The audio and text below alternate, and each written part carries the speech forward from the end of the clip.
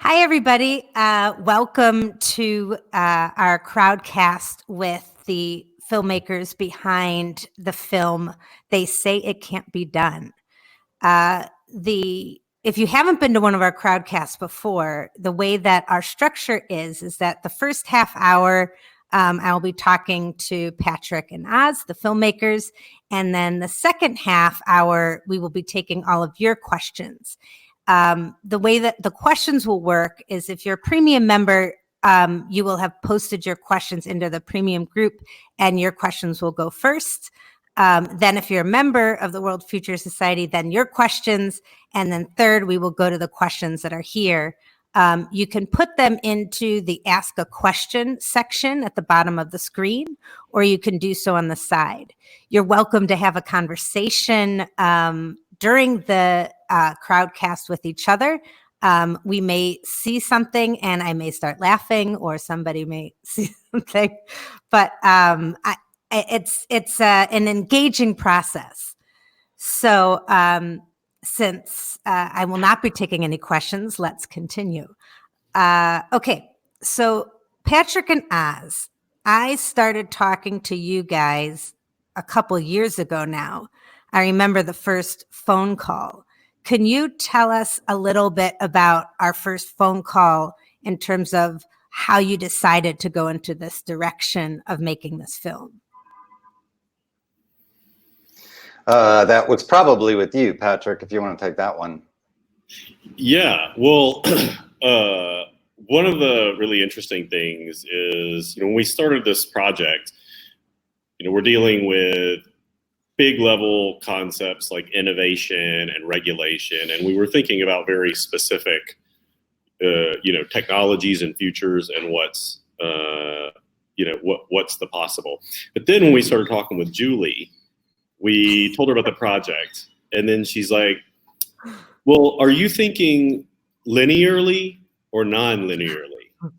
And then I was puzzled. There was a pause, and I was like, are you talking about time? What do you mean non-linear?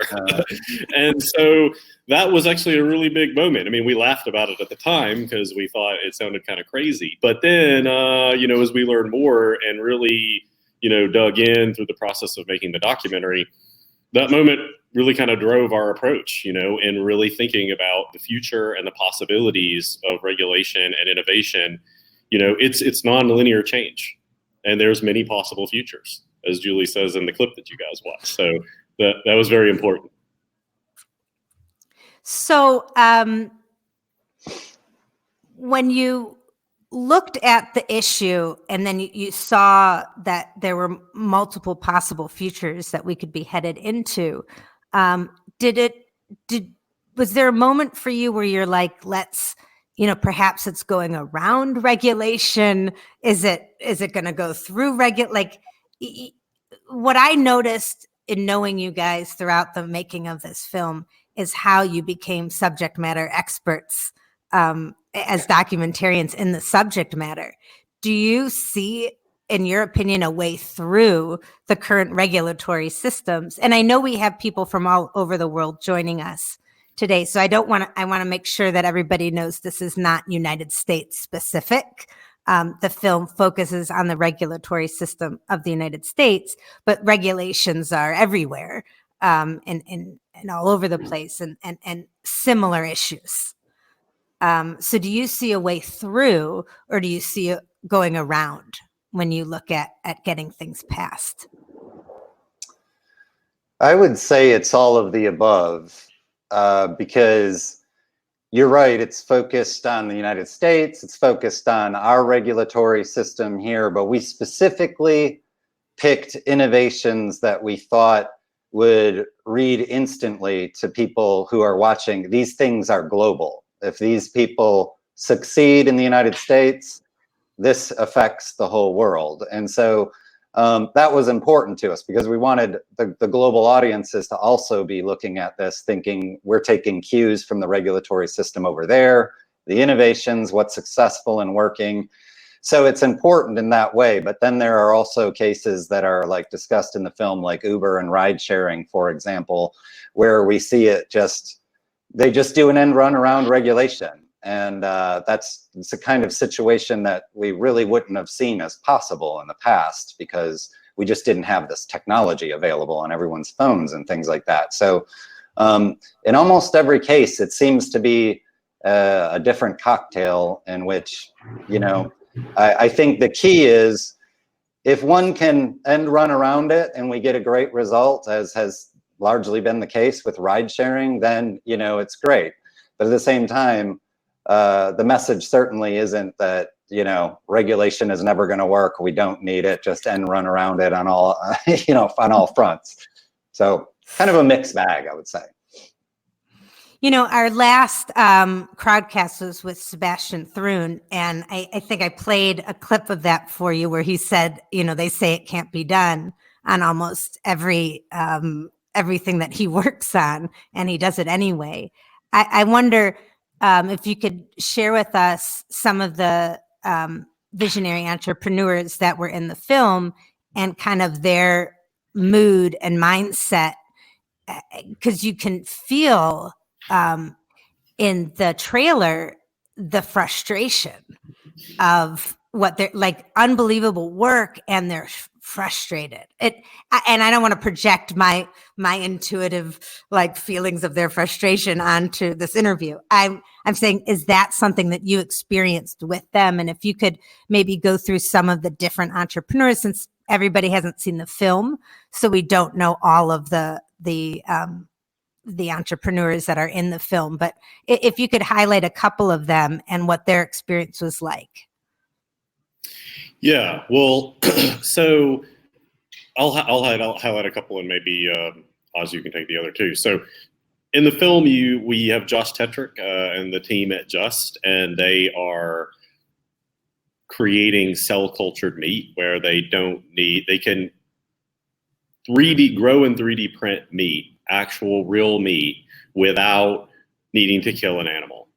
And I think that definitely we got some frustration from, the team, Josh, because like visionaries, and people who, as a part of the society, who are future oriented, when he's on the ground and can see, with the approvals, we could do this tomorrow. And within 5-10 years at scale, there are no more factory farms. They are vanished, gone. None of that happens. This isn't a moral decision about let's stop doing this. This is a very practical decision of we can make better food cheaper globally and stop this practice. And when I'm staring at these irrational barriers that are being put in front of me, it's very frustrating. But that frustration is meted in all the entrepreneurs that we talk to. For instance, even Klaus Lochner, who's developed this plastic resin that, when wet, will suck carbon out of the air at 1,000 times the rate of a tree. He needs regulations and a regulatory structure so there can be a market for carbon.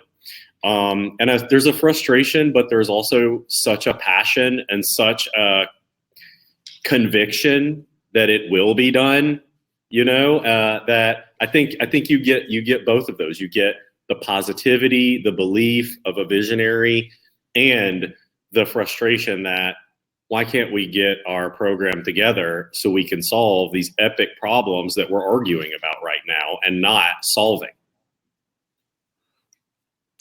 And Oz, what about you? Yeah. Well, the other two technologies that we profile are the regenerative medicine, where you take a few cells, grow yourself a new organ, and then you solve problems of rejection based on having another donor, and also, most importantly, this shortage, these long waiting lists and people dying.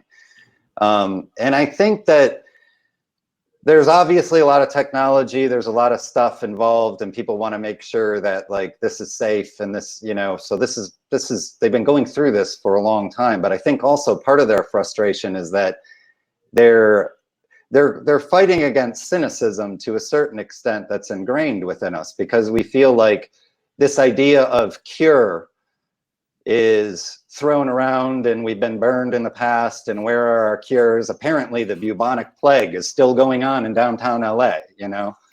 So it's like, where are the cures, you know? And so they are saying, yes, cures, really, cures, and then we can move it on.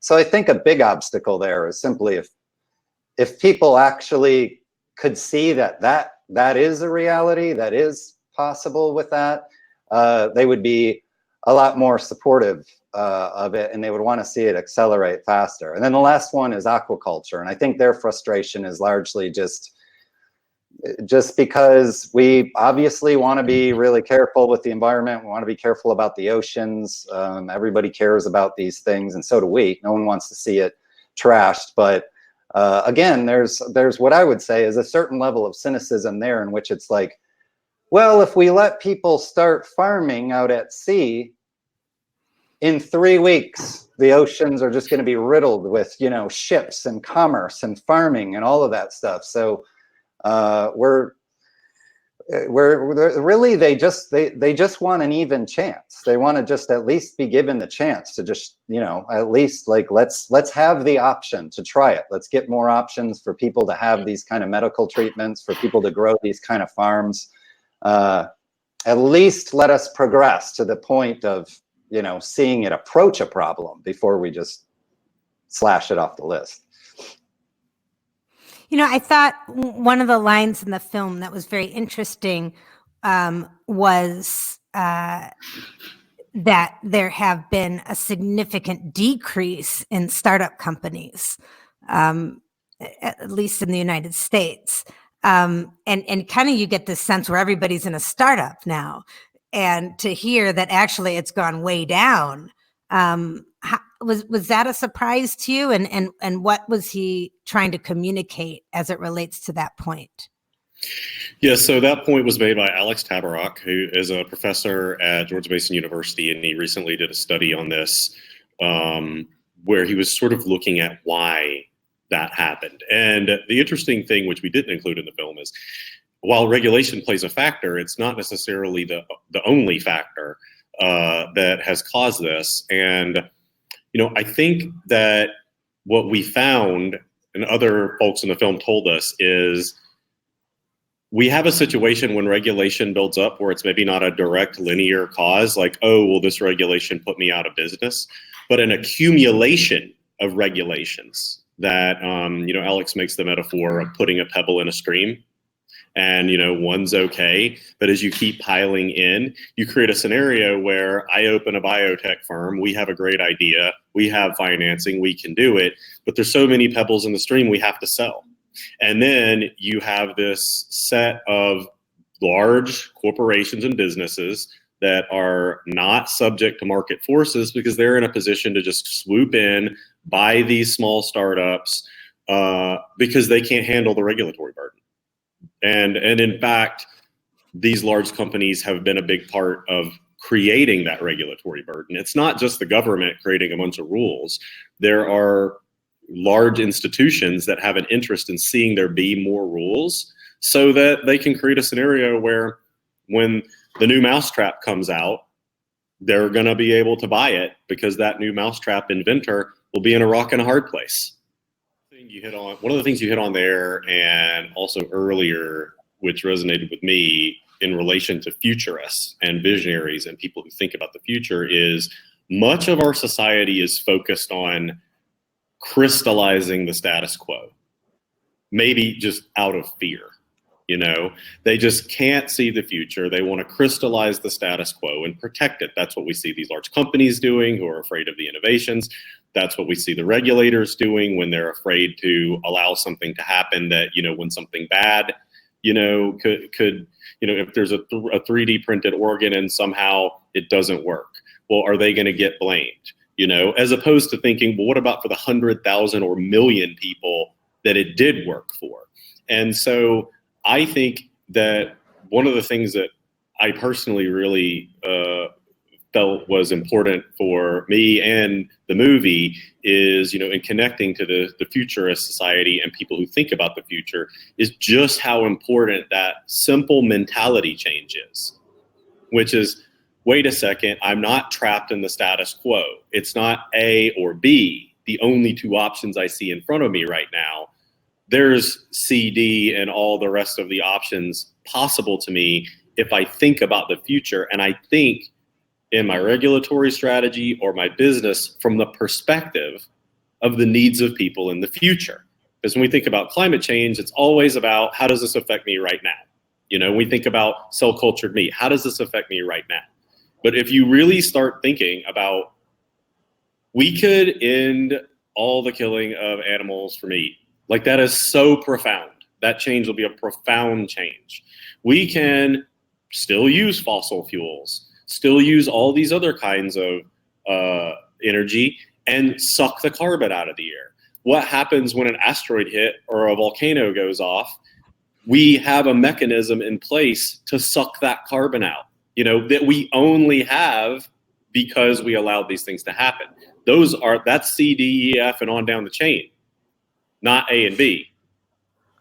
Yeah, and I think we talked about that. I appreciate you giving me the last line in the movie. I don't know how many of you saw that last line, but one of the things we talked about was the societal narrative or the civilization narrative that is promoting that status quo and isn't allowing us to create a world in which we want to be a part of.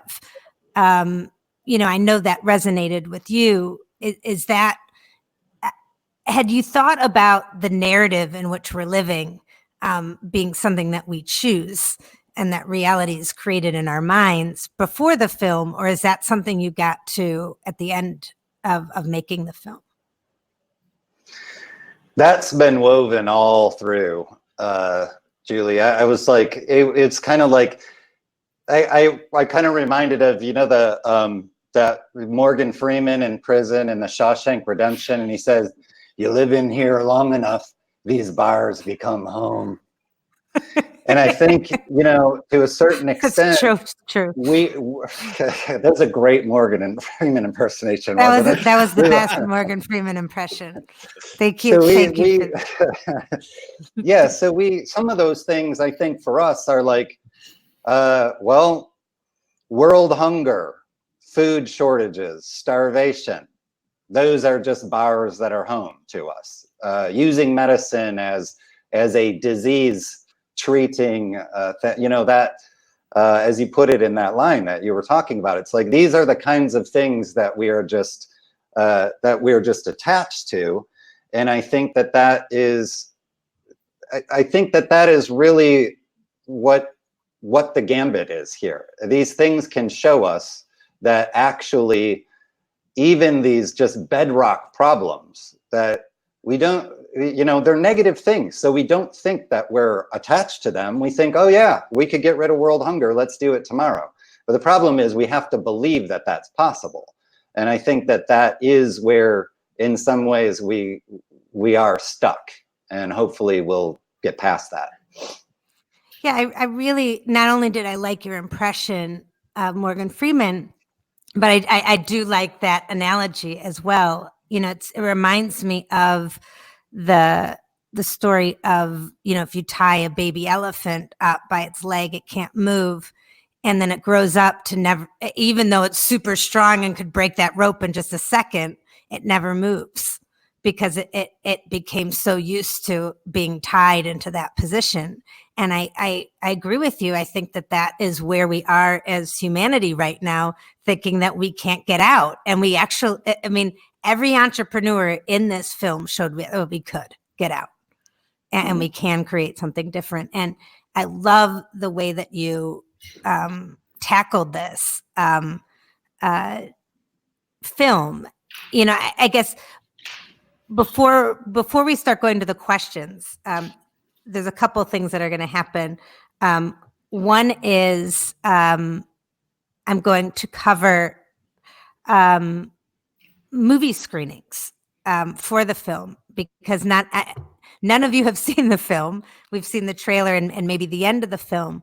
But one of the things that we're going to do for all of our members is to actually be able to host screenings. And so Patrick and Oz and the marketing team behind the film would like to allow for, we're going to select which members can host a screening, but we're going to have screenings that happen all over the world. So no matter where you are, if you would like to host a screening of this film, you can do so and invite others to have a discussion. We'll also be looking at potentially bringing in some of the entrepreneurs to crowdcast in and or Patrick or Oz to join. We're also going to look at hosting a screening here in Los Angeles and making it a event here that, since we're all here in LA, that will be attending as well. So that's something that everybody can participate in. And so a lot of times I think when you watch a film like this or you make documentaries, you want to reach as many people as you possibly can and create as much impact from it. And I'd love maybe to throw it back at you guys for a second in terms of how helpful it is when you have the groundswell of support for a film versus putting a film out there and just getting traditional distribution. If you could just talk about, how to create the most impact from this film in your vision, that the World Future Society could help you with. Yes. Well, when you make a film and we spend so much time and energy and put so much passion into something, it's great for there to be a return in traditional distribution. But what you're really trying to do is change things and touch people. And that is the most gratifying thing, is to have people see the film and it affect them and then put them in a position to affect others. And so, yes, while we will be pursuing traditional distribution for the film, a big part of what we want to do is reach out to these communities that are, divided. People that are in different camps on all these issues, on the future and innovation and these things in general. And so for us, a really critical piece is working with the communities and working with individuals who want to do screenings. So, it's not just a nameless, faceless person who is going and buying a movie ticket and then we never know what happens to them after. We really want to engage with people to have a screening in their home, to have a screening in the local library or in a local theater, work with community groups or groups on the environmentalist side, groups on the animal side, public policy groups, wide spectrum of people, to bring them together to create the conversations that are needed to get that mentality switch. Stop thinking status quo. Start thinking about what's possible. Yeah, so I think what we'll do, and Rudy, I see that you wrote something excellent here, consciousness raising. That's exactly what this is. And being able to raise consciousness about these issues and about what we need to do next. I think the messages that if you want to host something at your home or something like that, will supply everything that you need to do that and to have that conversation. Because one of the challenges, Julie, is not just following someone's story and hearing the passion. These are complicated technologies. I mean, in the sense they're very simple, but they're so different, that they're complicated. And then the problems that they face are complicated. So we were in Washington, D.C. and the surrounding area and meeting with a lot of other, legal scholars, economists, philosophers, futurists, to weigh in on these problems, because they're just not getting solved with the status quo approach. We need a bunch of different minds and mentalities. So we searched far and wide for them. Awesome. Okay. The name of the film is They Say It Can't Be Done, and it will be debuting first at film festivals as well as in screenings with the World Future Society. And we'll be announcing that to everybody within the community. So what we're going to do is we're going to post something in the community. We'll put it in the featured section at worldfuture.org and basically just put your name in there, say where you're from, how many people you would like to have, and then the World Future Society will facilitate it with this, they say it can't be done team. And if we notice that you are in an area where we know of another screening that is taking place, we'll put you in touch with them as well. But, this is a great launching off point to getting anybody who you know to start thinking about the future, and that there are options, and that there is, so many people say how optimistic they felt your trailer was, and how helpful this film was. There's so many films that are out there where you leave feeling very hopeless. This is one of those films where you leave and go, actually, this is doable. We could do this. And so if that's what you want to do with your community, and I think anybody who's tuning into this or watching this is probably something that you want to do, and are on the thriving side, the consciously self-aware thriving side, I think this is it's a great starting point for getting people that to start thinking this way, and seeing solutions, and not being so overwhelmed about the future as if it's going to hurt us, and that there are people who are doing incredible work. I mean, we didn't know about the World Future Society before making this film, and so it has been an incredible gift to know that it exists, and to learn, to have conversation with you and dialogue, Julie, to help us grow individually, and just to see that there's a huge community of people out there who share this mentality and think this way, and our potential to unlock something great. So we are super excited to get involved with the community through this film, and hopefully other projects in the future where we can co-create and collaborate. Oh, Patrick and Oz are members of the World Future Society. You can find them in the community as well.